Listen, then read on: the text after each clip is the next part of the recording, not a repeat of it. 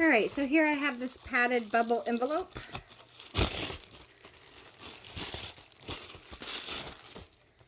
And inside we have basically it's a 16 or 8 pack of filters for a cat waterer.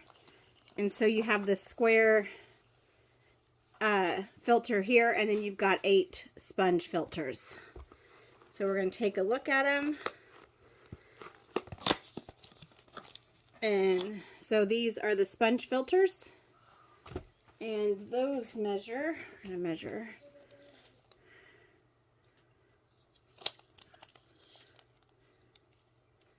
They are 1.5 inches by 1 inch.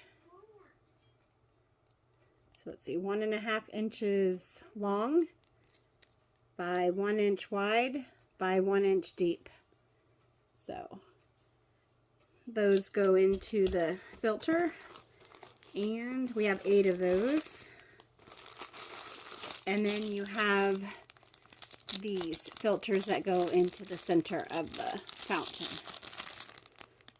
So we will give these a try and let you know how well they do. Thanks for watching, and hopefully you enjoyed this video.